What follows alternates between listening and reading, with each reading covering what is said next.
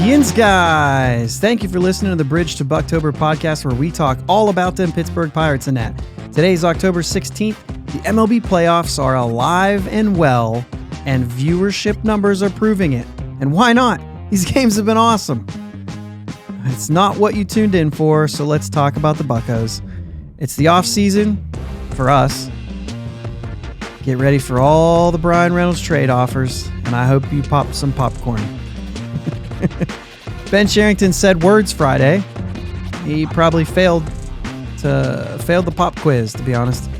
We'll get into all that. Plus, we'll take some liberty to suggest some ways to spend Bob's money. And we'll take a look at the potential starters for 2023 season. Stay tuned. We got a good one this week. The jam-packed show this week as I stumble through my intro as normal. My name is Josh, and I'm joined, as always, by my brother, Jake. How we doing, man? Welcome back. Yeah. It's been an eventful few weeks, to say the least. Getting down here, getting situated.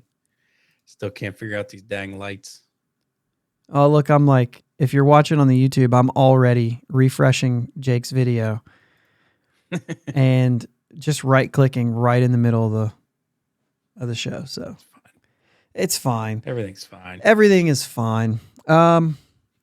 Yeah, you've got a new room you're in, a new house you're in, a new setup. So we're going to see how this goes. Yep, working through some things. Yeah, that's as normal. Anytime you get to a new spot, you're going to work through some things. But it's pretty cool. Excited for you. All those good things. Dude, these postseason games have been fun. Yeah, they've been crazy. Not quite as fun in this house, being that Atlanta got eliminated. My wife's a big Braves fan. That's as right. You all probably know. So, but it is what it is. I'm happy to see some different teams in the mix. Yeah. It's crazy to me to think about the NLCS. Dodgers aren't in it. Or the Braves aren't in it. Yeah, if only we could have got Houston out of the 6 straight for Houston. It's insane. There's a lot of teams that maybe we'll bring up later. But I mentioned in the intro, we'll just kick right off. We'll just jump right into this thing. I mentioned in the intro about Brian Reynolds trade offers. Dude, they're going to come flying in. Absolutely. I saw one on Twitter this week where Yuri Perez, who's a solid number 1 prospect for Miami, and you know how they do with pitching. Yuri Perez, the funny thing is it was like the Pirates need to trade Reynolds already. What do you mean? Act like, don't you understand? Don't you understand what's going on here? They need to trade him. Yuri Perez straight up. And another one said, if they throw in Andy Rodriguez, I'm okay with that. Hold on. Yeah. Okay. You're the one throwing someone in with Yuri to get Reynolds. We're not going to play this game. We're not going to play this game. I've got a lot of thoughts. I've got a lot of thoughts on those sort of trades. And talking about San Diego as they make their run and all the guys that they trade away to get to where they are. And gosh, if I have this tweet, do I still have this tweet pulled up? I do. Yark, which I think he listens to the show. Yark says Preller plays fantasy baseball. He's terrible. And fantasy baseball is the way that it looks. He said it took 8 years and $250 million to get to this point. But it's true. And like you look at their lineup, nobody is homegrown. They're all via trades. And on top of that, like Will Myers, part of that trade was Trey Turner, who came up in the same year that they made the trade, and he is well outplayed for half the money. Yeah. And it just doesn't make sense to me. And they dealt more. I mean, you look at Cleveland, they got Mike Clevenger, who really hasn't been great for them. He's been hurt a lot for them. Yeah. And Josh Naylor, Gabriel Arias, Cal Quantrill. Who's the other one that was in that deal? We literally just talked about We just talked about this. There was 4 players that were in the lineup today that came from that trade. Quantrill, the catcher, Hedges. Yeah, yeah. So all those guys came for Clevenger and Greg Allen. They're impatient, right? They're impatient. Right. They deal guys, they deal the young players for the proven players. And that tells you that they're not, just because they're proven doesn't mean they're going to continue to do it. Now, granted, they finally got to a place where they're performing and they're doing well. Mm-hmm. It's not going to happen, guys. We're not going to trade Brian Reynolds. I just don't think it's going to happen.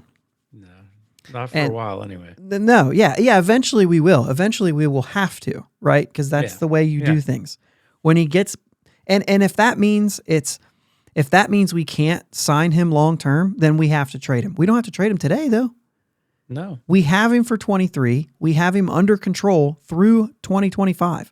He's not a free agent until 2026, which means we can go to arbitration with him in 25 or in 24 and 25 and then deal him, or deal him before arbitration, before his final year, something like that. You still are going to have 2 more years of Brian Reynolds here. Almost definitely. Unless you don't think unless he's not going to re-sign here and you have like a legit offer on your lap. And to be honest with you, and that's why go ahead. That's why you can't blame Cherington for listening to these offers. Like, you have to hear people out. You can't just slam doors and say, nope, Reynolds ain't available. Sorry. Until the extension's signed. Yeah. Right.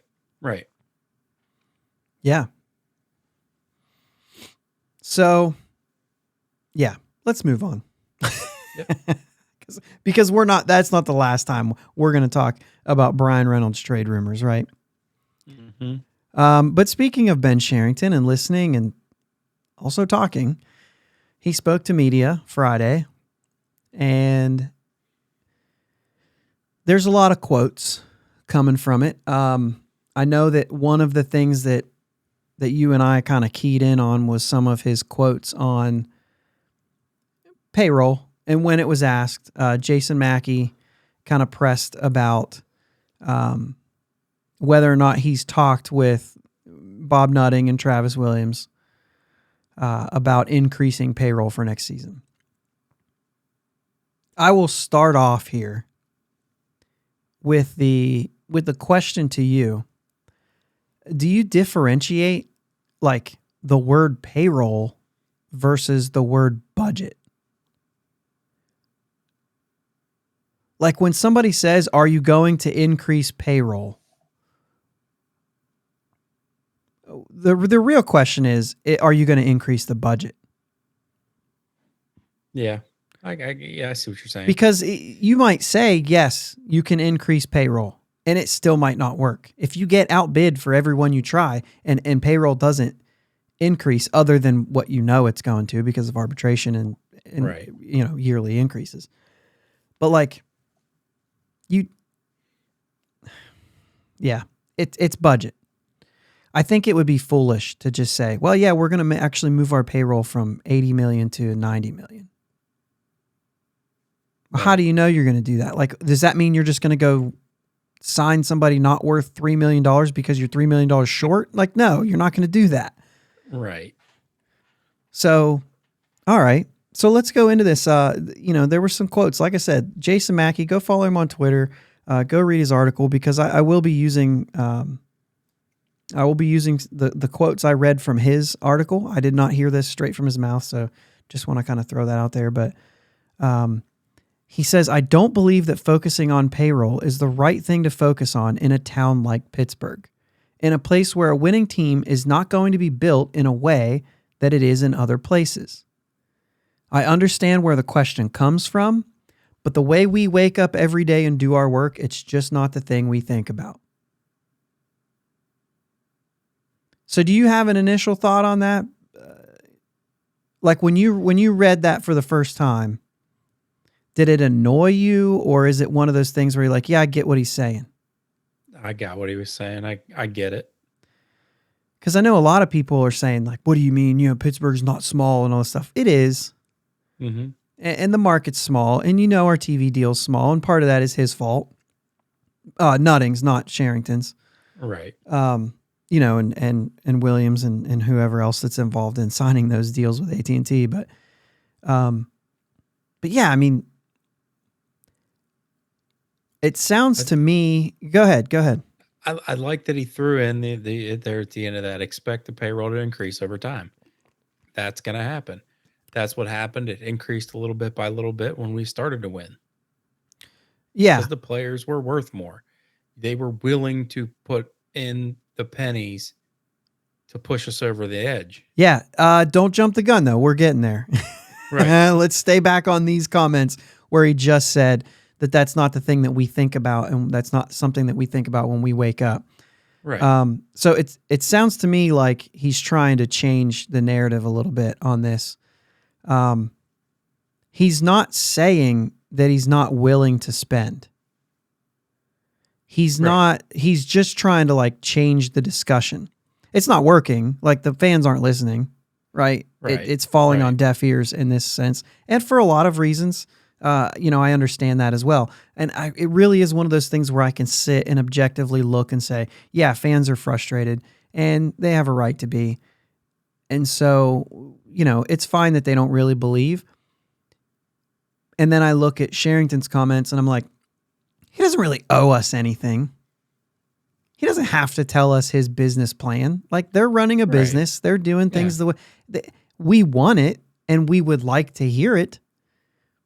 He technically doesn't have to tell us, oh yeah, we plan on spending X amount of more dollars, especially when part of this said that he didn't, right? Wasn't there a quote that said like, we haven't actually talked about this yet?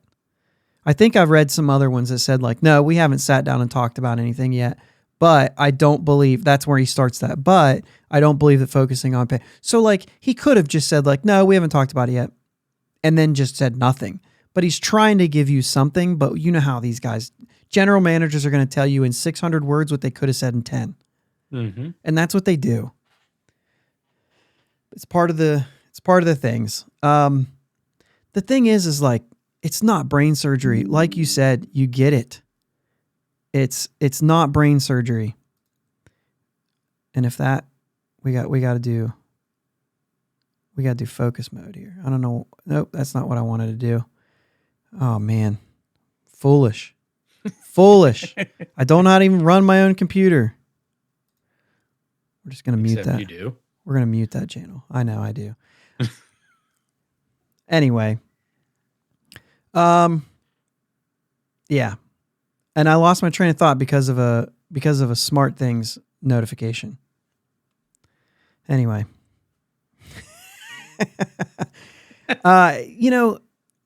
Payroll can't be the focus for a team like this. If they are set out to like set a number of payroll that they want to spend, it's dumb money. Mm-hmm. It can be dumb money if they're just saying like, yeah, well, we should just go out and spend money to spend money. Like that, it just isn't the way that they should be. They should be focused on development and bringing guys up and, developing them and putting. Now, the one thing that they're not doing that we think they should do, and this is where I think it comes to payroll, and I think it happens this way, but I don't think they need to be focusing on it, right? We have holes. We've had holes on this team. We have, and we'll talk about the holes that we have moving into next year. Those holes can be filled in at the major league level with Major League Baseball players. Major League Baseball players cost money. Mm-hmm. And so the payroll will go up, but I don't think that you sign a guy because he costs more. Instead, you sign him because we have a need. Because you have a need to win baseball games, not because you have a need to raise payroll. Right. So I think that what he's saying is elementary. We don't focus on payroll. And it could be finished with, if you were winning games, which they're not. But if you were winning games, you would follow that up with, we don't focus on payroll, we focus on winning. right? The problem Right. is they haven't been focused on winning. Right. And they're agree. just doing the development part, and they're forgetting about that major league team that's in Pittsburgh, the one that is actually bringing in the money. Mm-hmm. Like, that's what they've been ignoring, and that's what we're frustrated about. But what he's saying is not wrong. It's just that we're mad. You know what I mean? Right. Yeah. But, if you look at Detroit, they went out and spent a bunch of money, Javi Baez and whatever, and you could say, well, that was a dumb contract. It doesn't matter. They did it to spend money, and they were no good. So what good does it do? Twins went out and got Carlos Correa. Twins went out and got Carlos Correa. He's going to opt out of that contract, most likely. 100% he's going to. So, I mean, you can talk about payroll all you want. If you're not signing the right guys, you're spending dumb money. Even if you're signing the right guys, a payroll doesn't equal wins. Right. And even if you think it does, look at the Boston Red Sox. They have great players on their team, guys that are worth that money who had bad years, who couldn't put it all together for whatever reason. And the Boston Red Sox are a top 10 payroll, and they were in last place behind the Orioles, who have a lower payroll than the Pirates this season. Lower payroll than the Pirates. Finished over 500. Another team had a lower payroll than the Pirates, Cleveland, who just lost their game and are pushing to Game 5 against the New York Yankees, who are the, evil empire, and we all get that. They are the example, right? Right. And so, dude, both of those teams, like you said, Minnesota, Cleveland, the White Sox are another one, another top 10 payroll, finished under 500. That's three teams in the same division who spent money that finished under a team who spent less than the Pirates this year in Cleveland with 90 wins, and they're in the postseason. Now, Cleveland hit on a lot of trades. We just talked about that trade they made with Clevenger. There's been other trades. The Lindor trade is working out for them right now. They've got a couple guys on the field from that trade. And so, we get it. And they develop pitching, and they pitch very well, and they've got Jose Ramirez and all the things, right? Miles Straw was not the same guy when he was in Houston. He makes an impact on that team. Mm-hmm. And so they've gotten, they've been fortunate. I'm not going to say lucky, because it's not luck. Every one of these guys do a lot of homework before they make these trades. Every single trade that's made, the guy getting the player thinks that they can do something with that player, or that player can be valuable. Sometimes it works out, sometimes it doesn't. It's not luck when it works out. It's, we were right. Mm-hmm. When it doesn't work out, it's like, oh man, we were wrong. You know what I'm saying? Or maybe it's injury stuff, and you're saying that is unlucky. You know what I mean? Or, whatever it is. It's the idea that they did their homework. I'm not going to say that they were lucky, but they've been very fortunate, because it doesn't always work.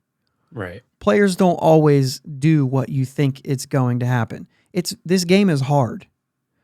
And, some guys work, some guys don't. Mm-hmm. Mm-hmm. And I mean, you could say the same for even Clevenger when he went there. He could have ended up being dominant. You know what I mean? I thought Joe Musgrove was going to be a very good pitcher for the Padres. I didn't expect to see what we see. Right. Yeah, that's a good one. And Adam Frazier, I expected to hit better than 238, which is what he hit this year. Jack Sawinski outplayed, and that was only one piece, and not even the big piece of that trade. Right. Or, so it seemed at the time. So, I mean, that's just, this stuff can go any which way, right? Mm-hmm. But he did say expect the payroll to increase over time, and I think that that's part of what you were saying. I think there were some other things that he said. He confirmed that he needs better production out of first base. He did not confirm that would come from the outside. Right. I think it was something about, we feel we need to get better production from that. And we think that there are some people internally who may or may not be a part of that. Okay. Last week I talked about Cal Mitchell going out and buying a first baseman's mitt. Maybe they're having those discussions with him. Yeah. You don't know. You know what I mean? Yep. But he says once we start winning, he's saying he likes this. Actually, just to set into that, he did say first base, right? And he also said starting pitching he wants to add to.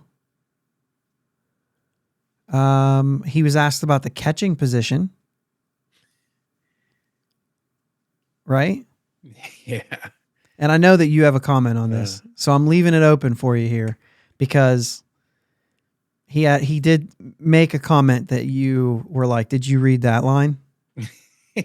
Yeah, he said we feel increasingly good about that position, organizationally, certainly. At the major league level, we really like the job that DeLay and Heineman did. Really? Did you watch the games? Yeah. So to say we feel increasingly good about that position organizationally, certainly. Okay, so like a weird way of building these, but this is understandable that this is he's just talking, right? Yeah. So sometimes you get these, but what he's saying is, okay, well, we've got Blake Sable made a rush or a push this year to impress, but more importantly, Andy Rodriguez and Henry Davis, they feel good about these two guys. And you should. Yeah. And I don't really know how they feel about Carter Binns, to be honest with you, but the fact that he brings up DeLay and Heineman at the major league level. Now, he said, obviously, neither of them were here the whole season, but when they were behind the plate, we felt really good about that they were doing a good job with the pitcher. And he said that they handle the defensive part of the game. I could think of 4 words that we said a lot that would argue with that.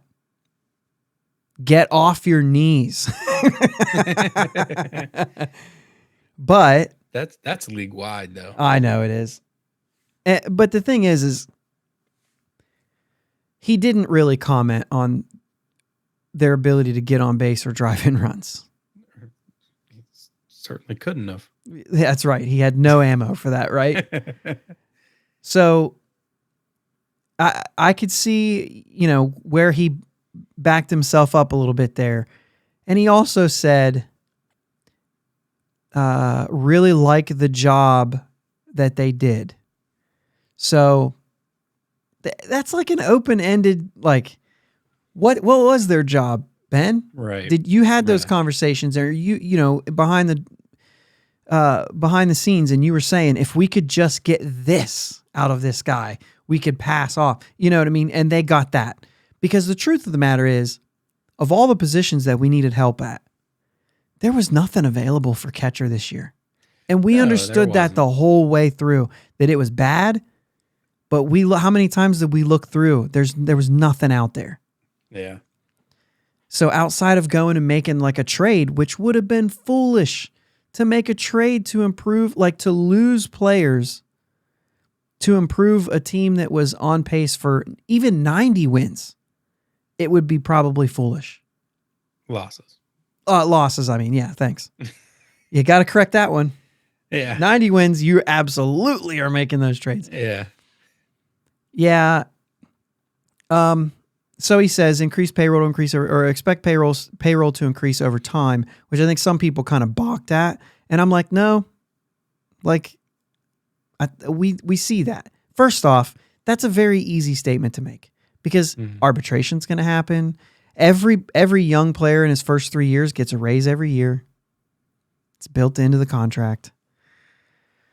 He said, once we start winning, this is when he was saying he feels good about the resources. He really likes, or he really believes that they have the resources to win. And once we start winning, we'll be able to sustain that. It's up to us to execute that. That last sentence, that's the biggest one. It is up to you to execute that. But like, we have the resources to win. And I think a lot of people are saying, is that money? Do you have the money to win? No. He said resources. He's already said they don't focus on money. They Right. focus on winning. Even though he didn't say that, that's what he's insinuating here. They're focused on putting together a winning team and building that. I think he said execute a team building process that builds a winning team. And to execute that. And he says, we see models that right now in the playoffs we can look to. So what's your go-tos? What does everybody say? Tampa and Cleveland, right? Mm-hmm. And that is 100% right. It's Tampa and Cleveland at the core. Cleveland's doing this with a very young team. They hit on all their trades. They develop pitching so well. So they're doing the things, they're executing the things that they need to do. That doesn't last forever. Like, they could have just as well been a team that's under 500 this year if some of those trades just didn't work out. They were still going to pitch. I believe that. We've talked about their pitching staff and how good it is, and that wasn't going to change. Their offense and what they were able to do this year, they hit. And they were fortunate. I'm not going to say lucky. I just don't like that word. I think there's negative connotation around it. They were fortunate. And I think that, when you have a manager like Tito, he's going to get the best out of them. You know what I'm saying? Mm-hmm. And Tampa is the same thing. And I know that's a key point right there. Let me throw that out there. Oh, okay. I'm just going to leave it at that, but that was a big point. Manager like Tito? Yeah. Get a manager like Tito. Yeah. You can get the best. Yeah. Yep. I agree with that. So Tampa's the other one, in which I saw somebody say, yeah, well, what's Tampa done? How many world championships do they have? That's not the point. The point is they put themselves in the situation every year in, year out. They're in that chance. That I'm going to tell you right now, and I don't care what you think. San Diego is playing Philadelphia in the National League Championship Series this week. Neither of those teams are better than the Dodgers, the Mets, or the Braves. Neither of them are better than those three teams. And the Dodgers and the Padres, the Dodgers won 22 more games than the Padres did this season. They are a better baseball team, period.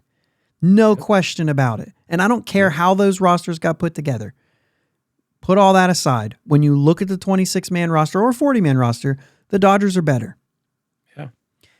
It doesn't matter. In the playoffs, the hottest team wins. We talk about this all the time. The best team wins the number one seed. Mm-hmm. The hottest team wins the World Series. Mm-hmm. So it's not important. If Tampa can get there year in and year out, all they have to do is get hot. Yep. One of those years. And when you put yourself, the more chances you put yourself in that scenario, the better chance you have of making it happen. You don't, if you try to do this 3 years, like Pittsburgh won 98 games one year, and guess what? One and done, which is also stupid, and we don't have to go down that path. But the idea is that you can be as good as you can be. If you don't get hot, it doesn't matter. Mm-hmm. And Bumgarner got hot. Arrieta got hot. And we got pushed out of the way, and we did it 3 years in a row, and then we fell apart. And whatever. We're not going to go down that path. That what happened after that, because I know a lot of people, and then they traded everybody away. No, they fell apart first, and then they blew it up, right? Yeah. But either way, I think that there's more to look at. I think you can look at Houston. I know their payroll is way higher than what Pittsburgh will ever get to in recent years, or in, anyway, they had 3 straight 100 loss seasons. And they didn't go to the free agency and just spend $200 million. No, they lost 3 years. They drafted. They acquired players. They moved guys like Lance Berkman. They moved guys like Roy Oswalt. You know what I'm saying? I don't know if that was that year. I know Berkman and that was part of all that, but I don't know if Roy Oswalt is part of that. But the difference that you can make with Houston is once they got there, then it was like the Verlander signing. Well, that was a trade first. They gave up players to get him. But there was a couple guys that were like, okay, that's a little different. But they've hit on some drafts. They've done good at development. And, the fact that they were able to let Carlos Correa just walk George Springer just walk. George Springer just walked. The fact that they could do that is where you start to separate their situation from Pittsburgh's, because we would have had to trade both of those guys. Mm-hmm. Even if Jeremy Pena was coming, that's fine. We would have just traded Correa the year before and then either sat on a year, or if it worked out that Pena could have come up, which it wouldn't have. He needed that extra year. Like he wasn't ready in Correa's last season. And the fact that they were making it to the postseason every year, they didn't want to ruin that. So they kept Correa and then just lost him, which I think Pittsburgh would be better put to trade him and just get something. You know what I'm saying? So that they could keep stockpiling, because the one thing we can't do is go out and just sign somebody to help, where they have the ability to do that. But that doesn't mean that the buildup, we can't look at their model. You know what I'm saying? And then use a different model of sustaining. Yeah, and it's not to say that once we get to that point and we're winning and we're sustaining and they're executing their job, it's not saying that we won't be able to afford to let somebody walk in the future. Yeah, not a lot, right. But if the fans, because the fans have already said we're not spending money. Well, okay, now if you're winning, you're spending money. We would probably have a little bit more budget to work with. It does. I know what you're saying. Yeah, I know what you're gonna say. The TV deal doesn't increase when you win games. Right. That's what's making the money. Still, butts in seats is not making that much money. And that's the thing. It makes a difference, though. It just doesn't make a whole lot of money, though. When in the grand scheme of things, butts in seats don't pay the payroll. It pays for a lot of things. Payroll's probably not one of them. Guaranteed money is what pays payroll. No, I know. You know what I mean? That. But I'm saying you start winning, you might be able to, you'll be more willing to shell out a little bit of money here and there. Oh, 100%. And they did that. Mm-hmm. When they made the other run, they were over 100 million, right? So, I mean, that's the thing. Like, I'm not disagreeing with that. Houston's at 200 million. That's just not, that's not realistic. No, and that's not. But, and it's probably not even realistic to say in like the next 5 to 10 years, well, maybe 10 years. In the next 5 years, we're probably not hitting 150 million either. Like, it's just not going to happen. Money's not going to change that much, right? 10 years, maybe that's when we start to get to 150. But even then, at that point, if assuming everything keeps, you know what I'm saying, then Houston's spending 250, 300. And everything changes unless the whole structure changes, which we're not getting into that today either. But there's one other team that's in the postseason this year that I think is important to look at too, because it doesn't have anything to do with free agency. And that's Atlanta. I mean, look what they're doing down there. Yeah. They're handing out all kinds of extensions. Yeah. Acuna, Riley, Olsen, Albies, Harris, Strider. That's a ton. There's 4 of them this season.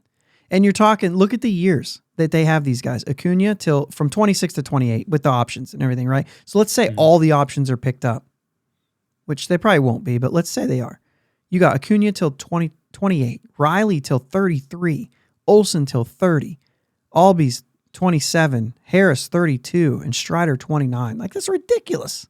Mm-hmm. And that's a core.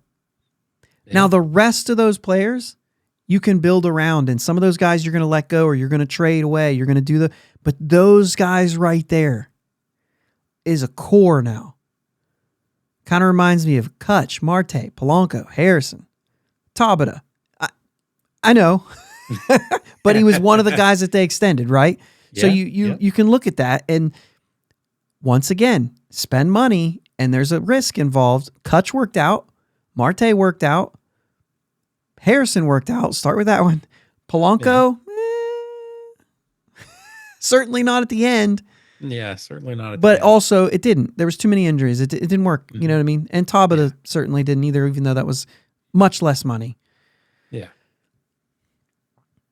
But it's there, right? I mean, that model is also one that not only works and not only you're looking at in Atlanta right now, but it's one that the Pirates, that under Bob Nutting, they have done before.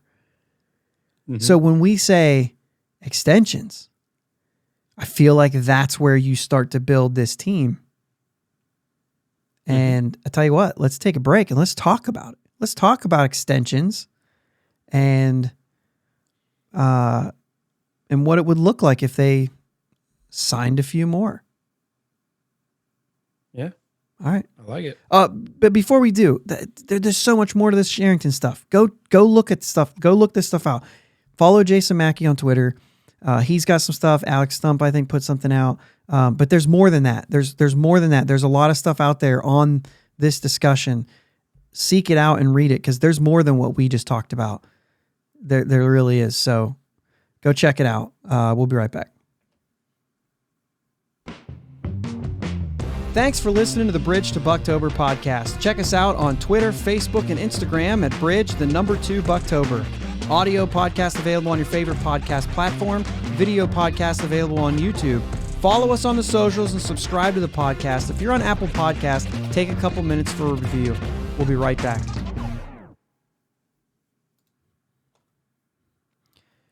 We're back here on the Bridge to Buctober podcast, talking about Cherington's comments and Brian Reynolds trade stuff, but we're kind of moving into, talking a little bit about extensions. We're going into the offseason. This is basically exactly where we're going to be here for a while. Off-season stuff. Despite the postseason still going on for us, we're moving into it. There's no movement yet. Right. But it's time to start talking about those sort of things. So we just talked about how Nutting has allowed for extensions to be offered to young players. Most recent being Ke'Bryan Hayes. We just saw it. He allowed the money to be spent. Can I say this real quick? Just because we signed Hayes to a big contract doesn't mean this guy's going to be all of a sudden be a power hitter. I mean, I've heard people say, man, we spent $80 million. Dude doesn't even hit the ball over the fence. No, he's an elite defender who can handle the bat okay. I just wanted to throw that out there because just so many people said, man, I think we spent a lot of money on him, and what's he do at the plate? It's not about what he does at the plate. Well, yeah, the power thing you got. I think there's more to happen at the plate for him. I think that he will do more. Yeah, I think I think there's, going by what Cherington has said, there's untapped power potential there too. But I don't think that's as important with him. I don't think that's what he's getting paid to do. No. You know what I mean? Like I know we're going off a little bit here, but I mean, I just don't think that his contract is a power hitting contract. It's not. He made $10 million last year. He's going to make $10 million this year. The money goes down. Mm-hmm. In 24, 25, 26, which is, kind of what we're thinking to be, a window here. Yeah. He makes $7 million. Yeah. And then it goes up in 28 and 29 to $8 million. And then his age 33 season, there's a $12 million buyout. His age 33 season, which you got to think is when he's going to tap into that power. Mm-hmm. I mean, maybe before that, but he's not being paid. He's not.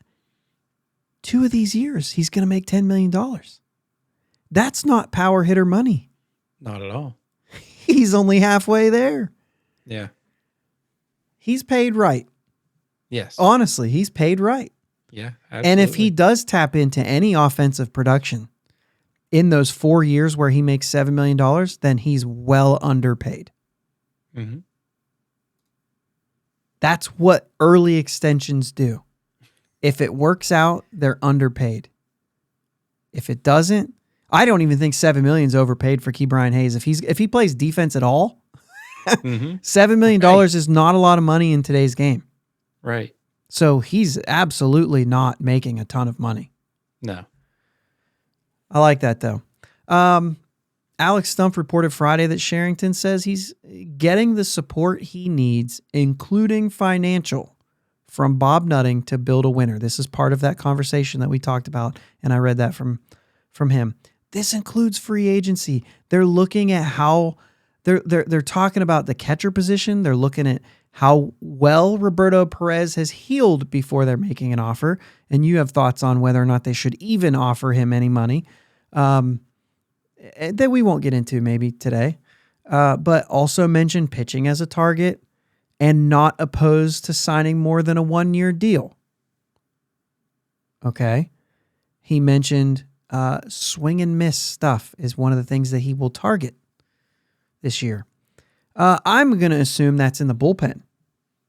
Yeah. But I'm also wondering that if their defense is going to play the way it did this year, you're going to need swing and miss stuff to be good. That's fair. That's true.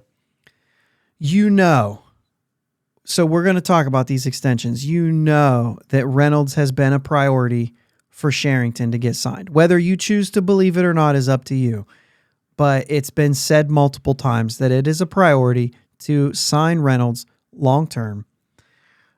So you're lying to yourself and other people if you don't think that that's what they want to do. Mm-hmm. That doesn't necessarily mean it's going to happen. I mean, back in the day, Huntington also wanted to sign McCutchen forever, and it didn't work out. There's two sides.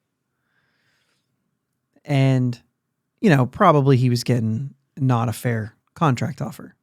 Right. I think it's safe to assume. So Reynolds, let's talk about what a Reynolds extension would look like, or any thoughts at all on Reynolds in that scenario before we get on to anybody else. Let's just focus there first, as we already talked about him and we said we were going to talk about this. Mm-hmm. So an idea of what an extension would look like. You're looking at, in my opinion, we differ a little bit on the years, but I'll just, for sake of argument, say 4 to 6 years. You're gonna try to buy out a couple of his free agent years, and because of his age, how many years are you going to be able to buy out? Is going to be the big question for Reynolds. I mean, he's going to be looking at this saying, am I going to be able to get another good deal after this one's up, based on my age? So I mean, it's what you're looking at. He's going into his age 28 season, mm-hmm. and he's already signed for that season. So we're looking at age 29 and 30 seasons. He's under control. Those are arbitration years. He is not a free agent until 26. So regardless, I mean, guys, if you think that Reynolds is being traded this year, it's just not. It doesn't make any sense at all. We have him signed, and we have control for 2 more years after that. Yeah, I mean, if we make a move and we trade him this year, in this offseason, we are going to get a load in return. It's going to be something that you're going to be like, I cannot believe we just got all of this. Because that's what it would take. Cherington's going to listen. Yeah, the only thing I worry about that still is those are still all players who may or may not work out. Yeah. Which is why it's just so, I just don't think it's. I agree with you. I'm just saying, if it were to happen, you would be thinking there's no way we just pulled that off. Yeah, I think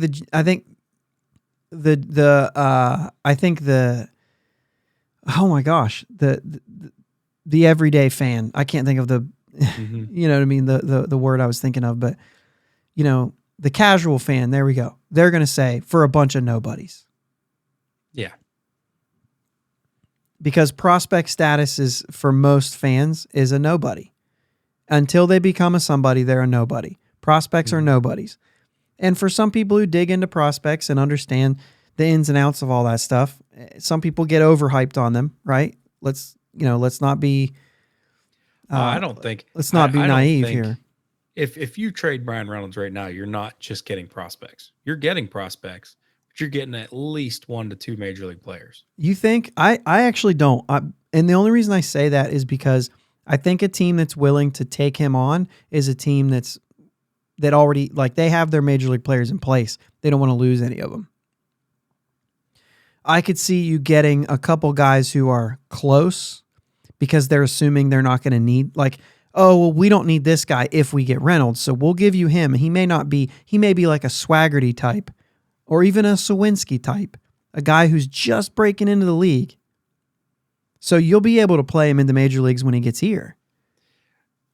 Think of like Colin Moran coming, or Joe Musgrove actually is a great comparison to that, even though Huntington took all guys like that.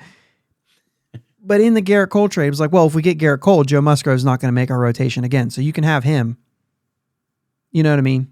Mm-hmm. And then also what they should have done is other, instead it was Moran. It was other guys like him, but it shouldn't have been, right? So I guess, when you look at it that way and you're looking at a far off guy, but I'll give you a guy who's close too, but maybe not as highly touted. You know what I mean?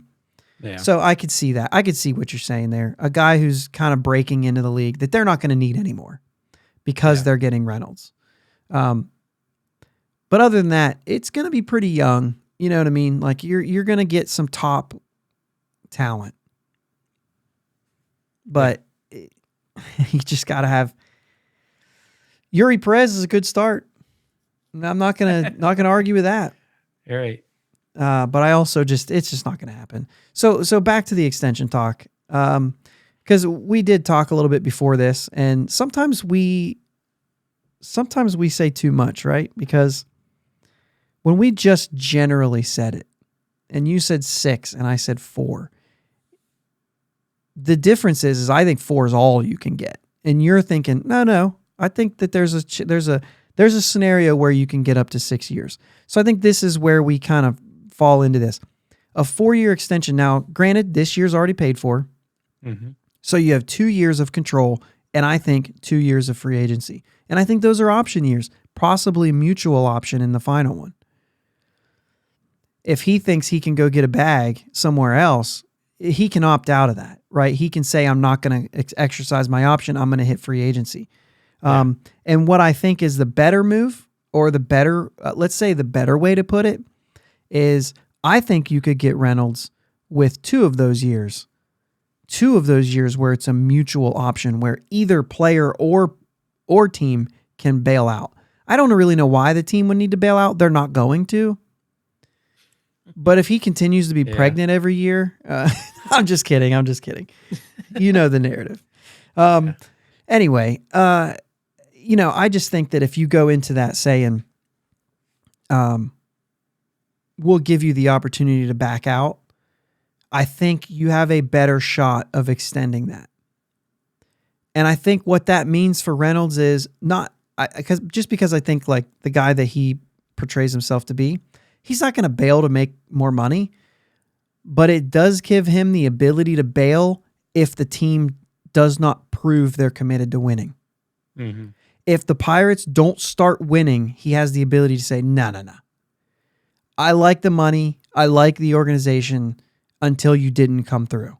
If the Pirates can't put a winning team on the field and prove to Brian Reynolds that they're willing to use his prime years to win games, then he can back out and go somewhere else. And I think that's how it has to be done. I think that your money can stay at a place where the Pirates can play. And if they give him the ability to back out of it, that's how they can get it done. Yeah. I can agree with that. But I still don't see him buying more than 2 years of free agency because I don't see them playing with $25 million a year. Yeah.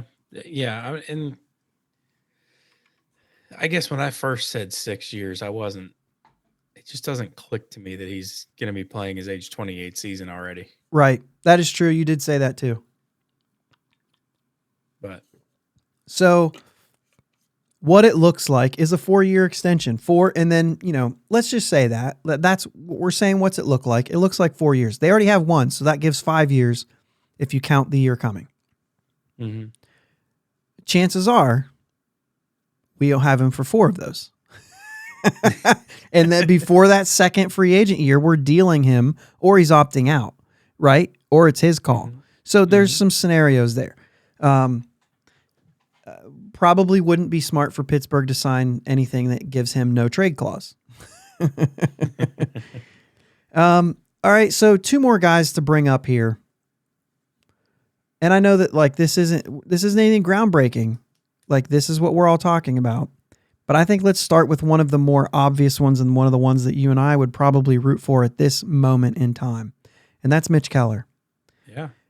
We know that he turned things around, but we also know there's still question marks.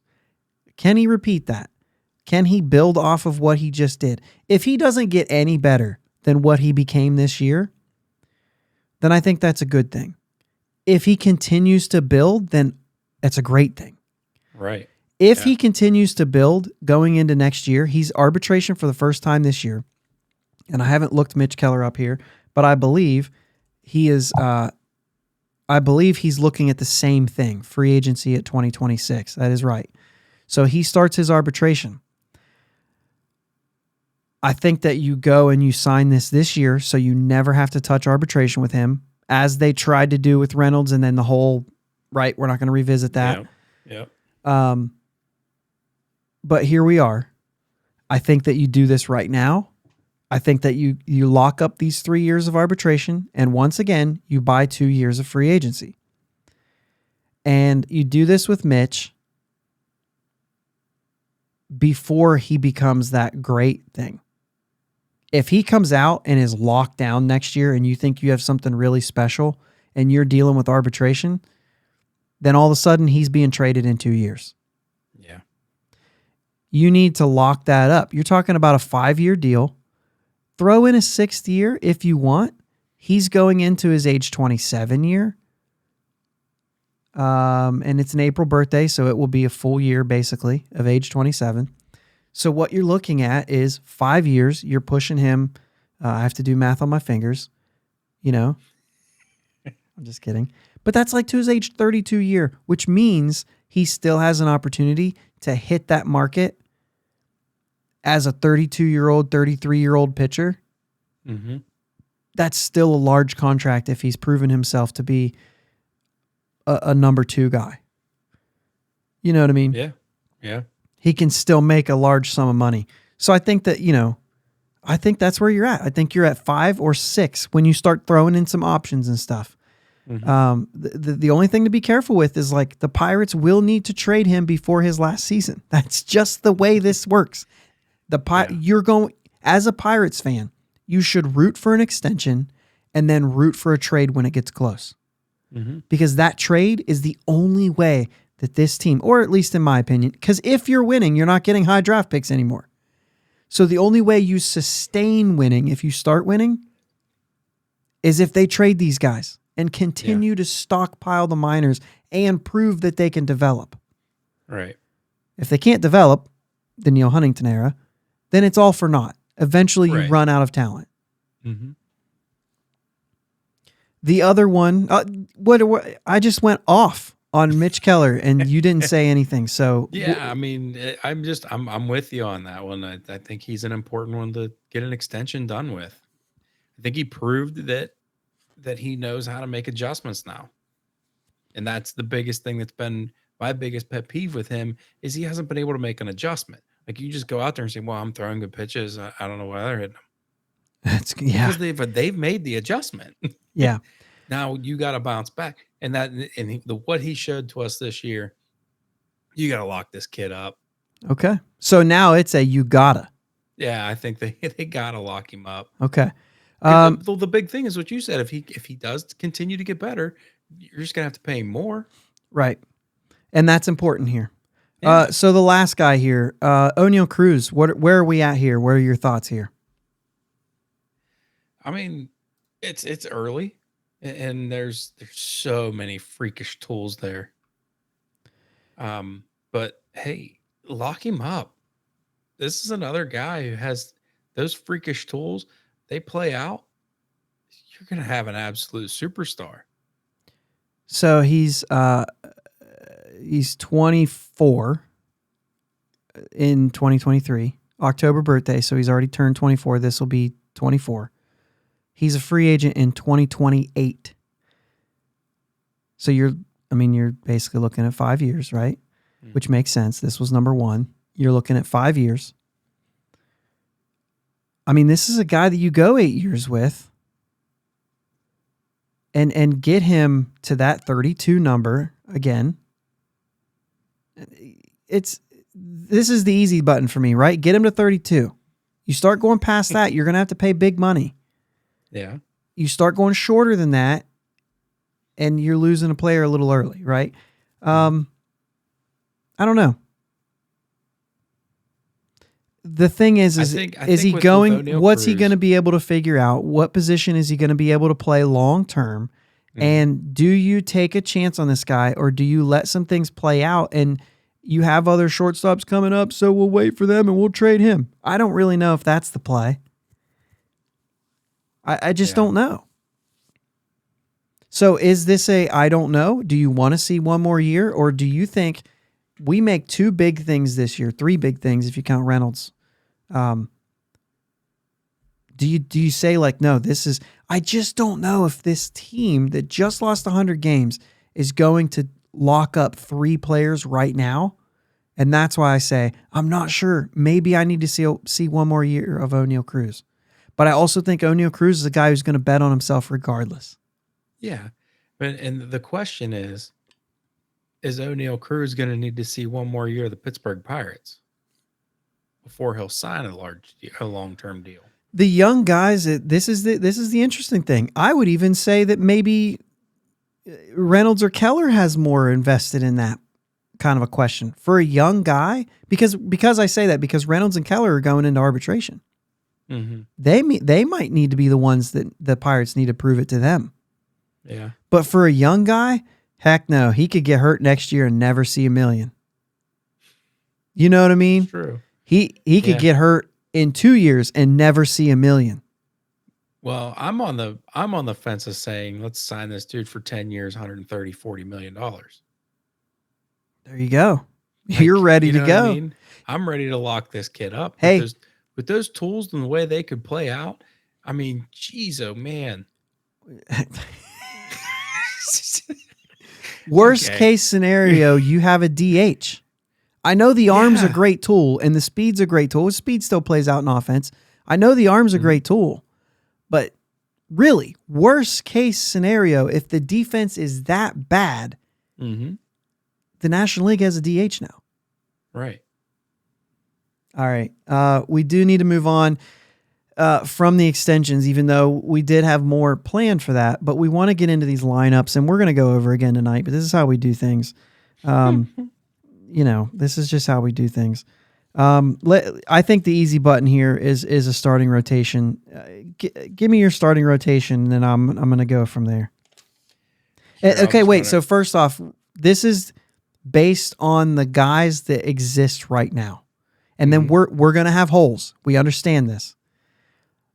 We'll talk about those as we go, but my starting rotation going into next year is Keller, Contreras, Oviedo, Brubaker, and Ortiz.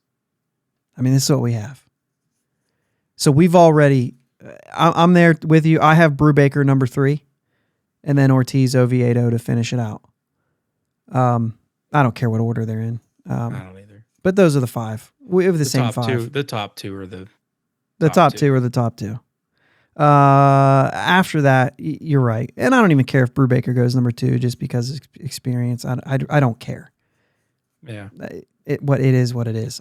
So long as those guys are pitching, right? To me, I have the same guys, and notice that neither one of us have Bryce Wilson or Zach Thompson on there. I think we made our thoughts, even though you weren't on last week, your thoughts were made clear because I had those written down. Yeah, I think it's a priority. Man, we're probably going to talk about this next week, so I don't know, but I will say first and foremost, I think it's a priority that Quintana comes back on a 3-year deal. I think that's a priority, and I put him in that rotation, and I think that one more free agent needs to happen, and I know that puts Oviedo and Ortiz out of the rotation, but I'm sorry, pitching needs to have depth. Mm-hmm. And, if you think that those 5 are going to go all year, you're crazy. Oviedo and Ortiz will get opportunities. Mm-hmm. But I want to see a better product on the field. So let's move that into offense. Do you have any... I don't think we need to... I would talk about this more if we had more time. Yeah.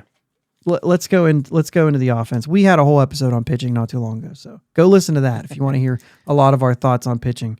But I want to hear... So you said you wrote multiple lineups down. Give me your best one. Well, so this is my lineup that I think we should go with, Nick, going into next year if we make no changes. No changes. No changes. Just personnel we already have. That's right. And that's what we're doing. And I'm also going to throw out every lineup that I made. The top 4 are the same. Oh. Ji Hwan Bae in center, Hayes at third, Reynolds in left, Cruz at short. Okay. I think I'm tired of seeing Reynolds in the 2-hole. We don't have a lineup built for that. We don't have the personnel built for Reynolds batting 2. Okay. He needs to be our 3-hitter and move on. Following up in the 5 spot, I got Andujar at first base, Castro at second, Sawinski in right, and I'm going to go out on a limb here and say Swaggerty as our DH, and Jason DeLay or Heineman. I really don't care between those two. Okay, so you have... I'm going to break this down a little bit. You've got Bae in center. Mm-hmm.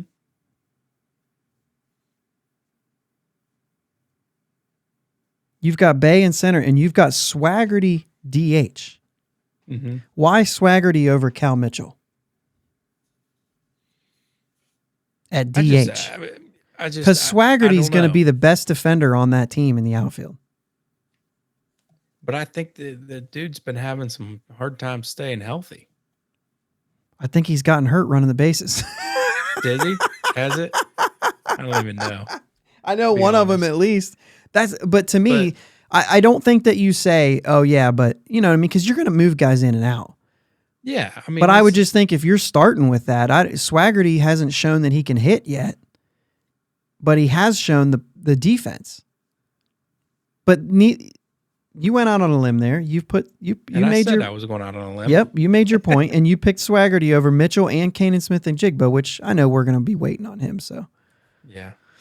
Okay, so I'll give you my first one here, and I'm surprised to think that we both have Bae leading off. I thought that we would both be hesitant to do that. I actually wrote other lineups that didn't have him there, but I got Bae leading off, but I have him playing second.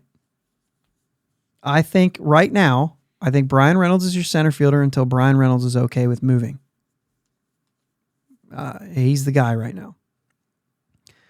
And then I have Cruz playing short, and then I have Reynolds in center, and I agree with you. Reynolds needs to hit third. The fact that Reynolds was close to 30 home runs this year, and it wasn't a great year for him, means that this guy has now convinced me that he has the potential to hit 30 home runs.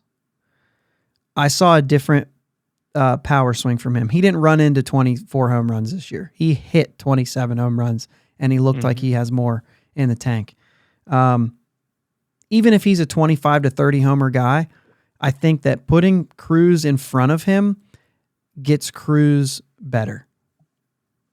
I think that you need that protection. Protection is a real thing. There's been a lot of talk about that with the Yankees right now. Batten Judge at leadoff, and they finally moved him. And I remember A-Rod, say what you want about A-Rod, but when he was good, period. Whether he was doctored or not, doesn't matter. The point is A-Rod said they need to get Judge out of the 3-hole. He said you never saw, or out of the leadoff spot, because you never saw Babe Ruth hitting leadoff. You never saw any points across the panel. You never saw Frank Thomas hitting leadoff. You never saw Big Papi hitting leadoff, and you never saw me hitting leadoff, and there's a reason for that. You need to get him out of the leadoff spot. And even, I will even say I'm okay with the 2 spot for Reynolds. Like, I get it. I'm okay with it. The difference is who would you rather have hitting third, Cruz or Reynolds? And for me, it's Reynolds. Mm-hmm. And then I'm going to Andujar, and I'm telling you right now, I'm doing it because this is the guys we have, and he's my left fielder. I'm just going with it. I don't want that on Hayes. I want Hayes to start hitting. I don't want him in the top 4. And then I've got Castro, and I have him DHing. I think he's in the mix with the second base position too, but I think for me, Bay is going to be better defensively. Like I said, this is just a mock-up. You're going to move guys around. Then I have Hayes at third, batting 6th. And then I have Sawinski in right. And then I have Heineman at catcher. And like I said, delay, I get it. But Heineman, to me, I'm starting him. And then I have Cal Mitchell at first base. I made the comment last week, so I thought I had to lean into that. Go buy a first baseman's mitt. You have Cal Mitchell, to me, offensively, I think has shown me the most of that group of left-handed outfielders. Maybe Jack Sawinski aside, but I saw more from Cal Mitchell, more consistency from Cal Mitchell, just not as much damage as what you saw from Sawinski. But I thought he handled his at-bats a little bit better at times. Sawinski went through some streaks of real struggle, right? But that's what I have, and I am pointing it out right now. Andujar's a hole, even though I have him batting 4th. I just think because of the experience and because if he happens to happen, he's going to happen in the 4 spot, and it's going to be good. But it's also, I also have secondary positions, all the same guys, but I have secondary positions putting Bay in center field, putting Bay in center field and Reynolds in left, Andujar at DH, because then I have Castro going to second. That's the only difference, right? But there is a scenario where Andujar doesn't play left field, and we put him at DH. Here's why I wanted to say Bay and center, and it's just because I'm tired of moving pieces. I'm tired of this. Move this guy here, this guy here, this guy over here, and then he can play this position today. No, let's play positions. I'm tired of it. Let's do all that at the minor league level. Tell Bay, I think Bay could play center field. I think he could play left field. I think he can play the outfield, and we have a lot of people that can play the infield right now.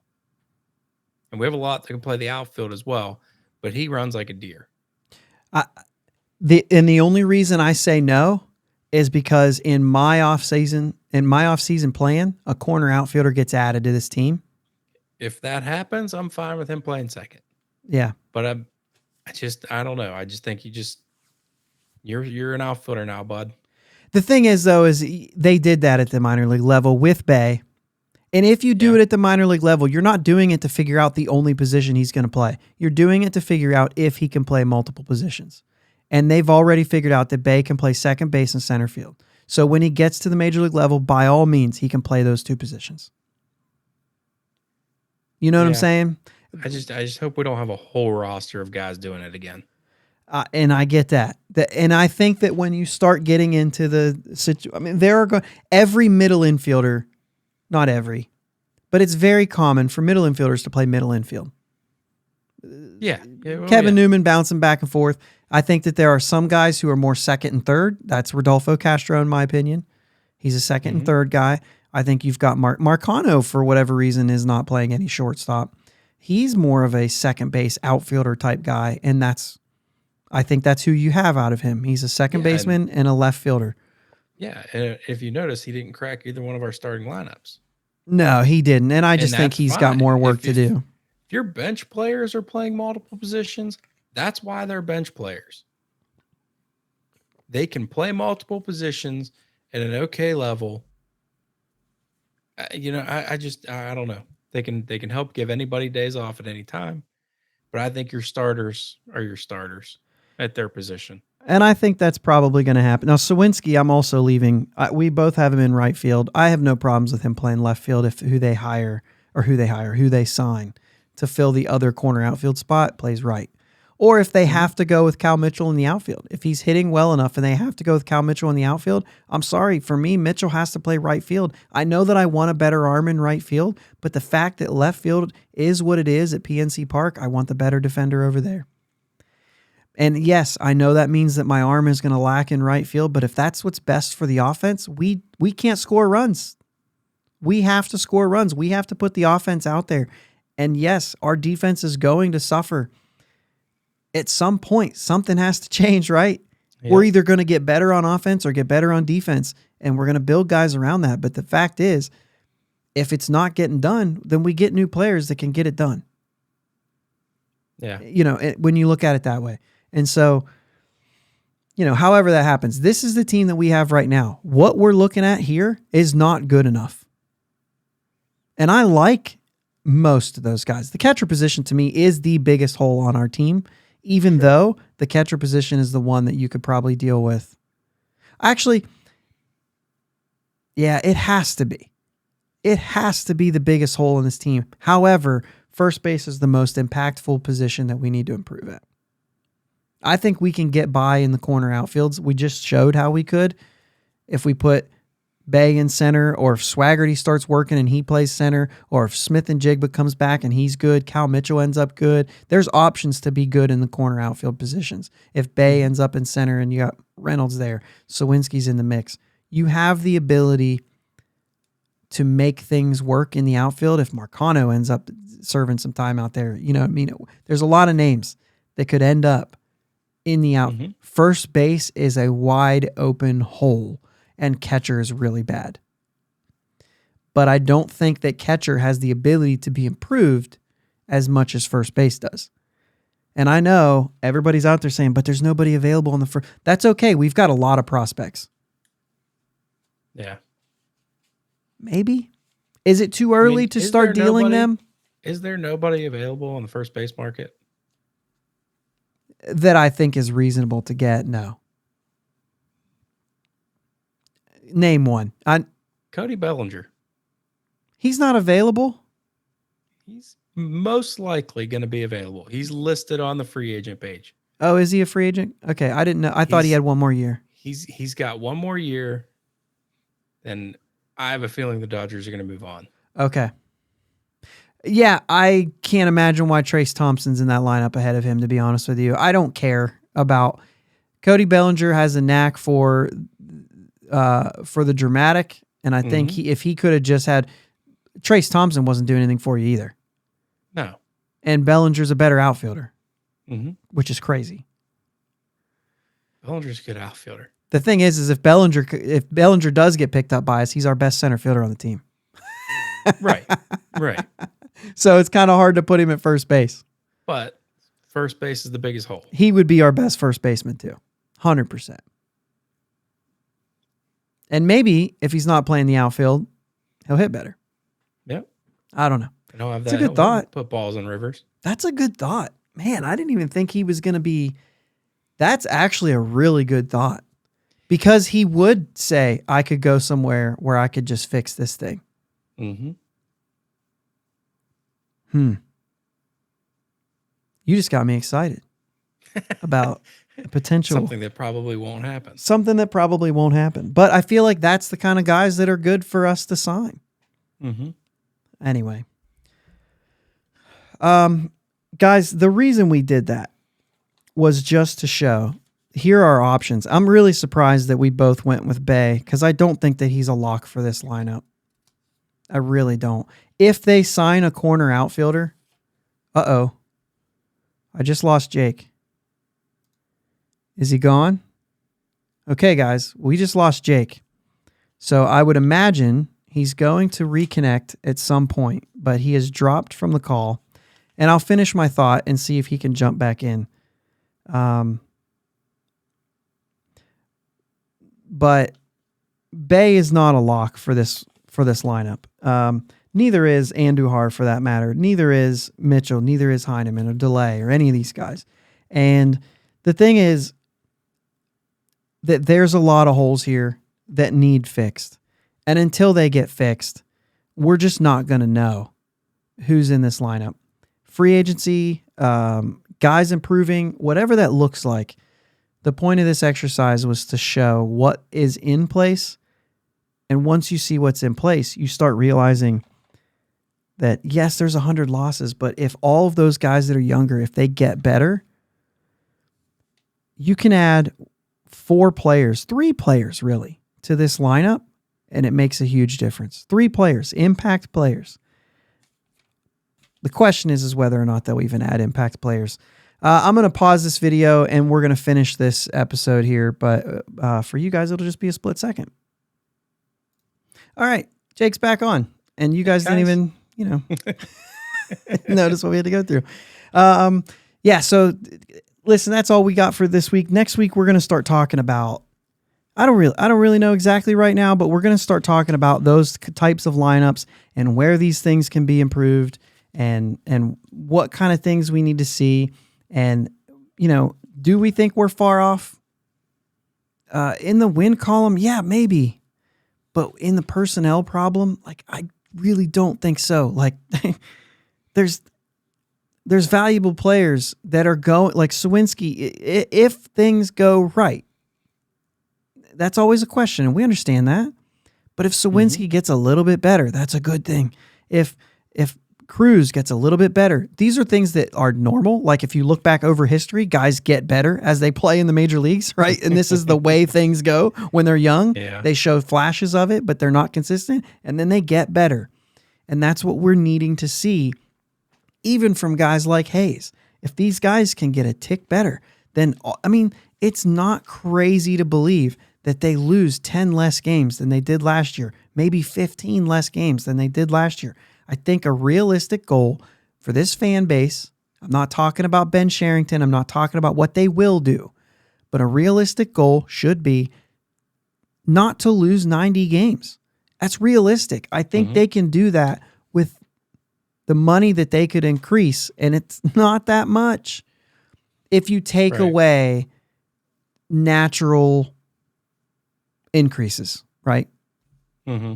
They're not going. Bullpen needs addressed, but that's not expensive. Yeah. No. Where are they going to spend their big money? I'm just going to say Quintana, but because he's a guy who has already said he's interested in coming back, right? He's already been on record saying that. So, with that said, get him back. Maybe add another one. Yeah. The bullpen, we don't need to talk about. That's an easy thing to fix. It doesn't take that much money. And then get yourself 2 other players, whether that's a big catcher and a first baseman or a first baseman and an outfielder. And then you can round that out. There will be guys available. Prove it years. I agree. That's all we're even asking for. Because all it does is make you incrementally better, but it puts some veterans in a lineup. I'm not asking you to go sign 4 legit players and make a push for the wild card. I understand the situation here. But first base, I don't see Mason Martin isn't coming for me. He hasn't shown it. He's not coming. Right. Until he can show me something different, he's not coming anymore. Right. And Endy and Henry are too far away. Outfield, you do have options, but I'd like to see them force us to trade somebody who's doing well. Yeah. Not Ben Gamble. So you don't think we should bring him back? No, absolutely not. Not even close. Not even close. Houston swept Seattle. Let's just go over these things because we're going to talk about what's coming up this week here as we close out. Houston swept Seattle. I'm going to be honest with you. As much as it looks like Houston's just got this thing and they're running with it, any 3 of those games could have went either way. And it's unfortunate for Seattle that they couldn't get one of those games. But in the end, you went 18 innings without scoring a run. You don't deserve to move on. As big of a Griffey fan as I am, I really wanted to see Seattle push through there. Mm-hmm. But Houston won those games, and they showed that. I also thought that they were slow. I think go ahead, tell me I'm wrong, but I think that the time off, I think it hurt them. And then we go to the Yankees and Cleveland. I think Cleveland, we talked about them. If they can't score, they're not going to win any games.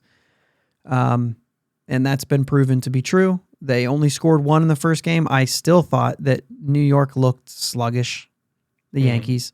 But they're pushing a game 5, and Cleveland did win a couple of those in the middle. But,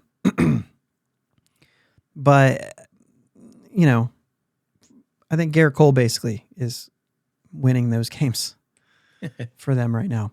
Man, the Phillies beat the Braves. As we go into the National League, I did not see either of those two teams losing.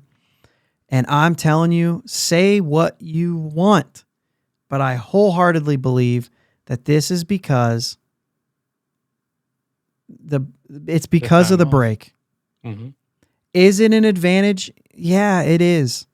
It's also a disadvantage. And I don't know how you do it different, because I believe that when you watch St. Louis go up against Philadelphia and you saw how quickly you can be taken out as a division winner, Cleveland made good on theirs, but St. Louis as a division winner had to play a 3-game series. That's never fun. Right. If the Yankees would have had to play a 3-game series, they would have been eliminated already. Yeah. If Atlanta would have played a 3-game series, they would have been eliminated anyway. If the Dodgers would have played a 3-game series, they would have been eliminated anyway. So I just don't think that, like, I don't know how this plays out. I think if the Dodgers would have came right out of the gate in that 3-game series, they probably would have won it. But there's no way to know that. Right. There's no way to know that. Man, that's nuts. It's pretty crazy, man. I think that the days off, you're gonna have to see like 3-4 years of that to really tell if it matters. Yeah. But as of right now, not having to play a 3-game series, the Yankees, if the Yankees pull this off, huge advantage to not have to play a 3-game series, because they would have lost in game 3. Mm-hmm. So the 5-game series is still better. Maybe you could make a case for saying the divisional round now goes to 7 games instead of 5. Yeah. Still do the 3-game, but then a 7-game series for the division and the championship. I don't know if that's too much, but maybe that's a big deal for those upper teams to get that break. Yes, you get a break, but you also get a full 7 games, because I bet you it looks different for Atlanta if they had a full 7 games. Or maybe the Dodgers. Yeah, that's a big hill to climb, but yeah. Well, but let's not say they're down 3-1, but would they have managed game 4 a little bit different, knowing that? Yeah. You know what I'm saying? Like, how would Atlanta, I think, is a little bit different. I mean, for Morton to get hurt and, but give Fried another chance to pitch at this point. Mm-hmm. You know what I mean? But yeah, Morton getting hurt, I think, pretty much lost that for them. I mean, yeah. Anyway, also Philadelphia is just on fire right now. I think they were winning that regardless. I mean, it just shows. It also shows how hard it is to do what Houston's doing, 6 straight. Mm-hmm. And also that, Major League Baseball hasn't had a back-to-back World Series winner since the 90s. Say what you want about balance, but at least, I mean, sure, there's a huge imbalance in baseball, but it's not like one team. Right. The Yankees and the Dodgers don't win every year.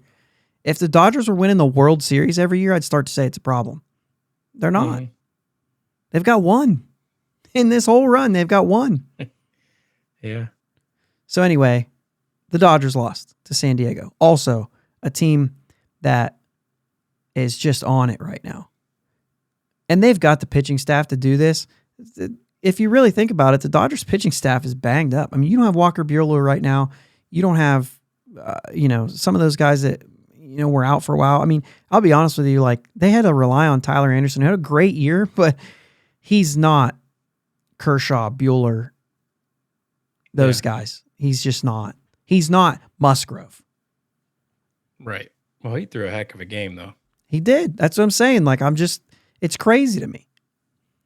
Gonsolin was, You know what I mean? And I just think that, I don't know. San Diego earned it. That was the 5-3 series. All but one game was 5-3. Oh, yeah. Isn't that weird? Okay, so before we hang up here, We don't know Cleveland and New York. Does that change anything when you think about Houston? I don't think so. You think Houston goes? I do, but I think if Cleveland makes it, somehow I think Cleveland makes this a real close series and possibly could knock them down. I think if New York makes it, though, if Judge figures it, I mean, eventually he's going to start hitting again, and he's not right now. And I think that's what's making this interesting. If he all of a sudden clicks, he could take over that championship series. Or he's out of gas. We find that out. Or they won't pitch to him. Yeah. Well, but he'd have to prove that he's got it before that happens. Well, yeah. Yeah, I don't know. Cleveland's still like you gotta score. Yeah. 4 runs. Well, 6 runs in the one where they, you know what I mean? But the problem with Cleveland right now is, dude, it took you 15 hits to get to 6 runs. When you were at 14 hits, you had 4 runs, and New York had 5 runs on 5 hits. Will they run out of power, and will that be their problem? If they get outpowered. Yeah. Because great pitching keeps you to 5 hits, but if 2 of those are home runs and you can't score, you're out. Mm-hmm. So I don't know. I don't know, man. I think the American League is up in the air. It could be any of those 3 teams. How about the National League? Who you got? Because they're both on another level. I think Philadelphia is just insane right now. It's the same thing. Schwarber's doing nothing. What if he starts clicking? Mm-hmm. Bryce Harper's doing what we all imagined Bryce Harper could do. Mm-hmm. Could you imagine if Schwarber wasn't batting the leadoff, he was batting in the middle of the order somewhere, and there were people on, and his flyouts would become sac flies? Yeah, right. Here we go again. Stop it. Stop it. You're right. It's just I don't even want to pick anyone because I know I'm going to be wrong. 50-50 shot, and I know I'm wrong. Yeah. I mean, that's the way it's playing out, and that's why the MLB postseason is as exciting as it is, because you do have no idea what is going to happen. Yeah. There's no way to know. And that's what's making this thing so crazy. But I think the San Diego-Philadelphia one is refreshing because it's so new with new teams. And I understand they're big market teams, and so that doesn't play. Cleveland's the only one left in there where you actually have an underdog to root for when it comes to that stuff. But I don't know. San Diego is exciting because you got Josh Bell and Joe Musgrove there, and that's kind of a thing. Philadelphia, there's a little bit of excitement. I got a close friend who's a big Philly fan, grew up in Philly, so there's like a thing there where you want to see your friends be happy too. But I don't know, and it is exciting. It doesn't matter if I like Bryce Harper or not. It's exciting when the game's big characters are doing something big, and right now he's taking the stage. That's really good. I'm telling you right now, man, people are watching, and that's what we want as baseball fans. People are watching. There's big time games. Like the wild card series was huge for the ratings. Like, dude, people that say baseball's dying, you must not. You're probably watching the game too. Yeah. Like, people are watching these games, period. I'd be interested to know what it was like at the end of that Bills-Chiefs game and how many people were kind of tuning over to the Yankees-Guardians game. I know I was turning back to the Bills game from the baseball game, but I'm a big baseball guy. You know what I mean? And I even have the ability to just pull one up on my phone and watch the other one. I could have been watching them both, and I just wasn't. You know what I mean? I didn't even have the Bills game pulled up. Well, but you were doing some. I was doing some things. I came home and I turned the Yankees game on. There you go. Indians on. Guardians. You're one. You're one. That is what you said. All right, man. That's it, dude. We have a long one this week. We had a long one last week too. You weren't on for it, but Looks like I am the common reason why we go over, but I like to think that we're having good conversation. So, guys, listen. If you're on the YouTubes, is that how you say it? I don't know. Sure. Comment, man. Let's talk. Hit us up on Twitter if you're listening to us. Hit us up on Twitter. Let's get some conversation going. I know that we don't have games to watch anymore, so now's a great time to be flapping your gums or your fingers. You know what I'm saying? I just say fingers because we're typing. But also, one last thing here for me, and as far as the playoffs, Josh Naylor is a weird dude. That dude is weird. He's weird. On another level. He's psycho. Yep. All right, that's it. Let's go Bucks. Let's go Bucks. Thanks for listening to my dad and Uncle Jake on the Bridge to Buctober podcast. Follow them on Twitter, Facebook, and Instagram at Bridge2Buctober. Don't forget to subscribe so you know when new episodes are released. Clear the deck, cannonball coming, and let's go Bucks!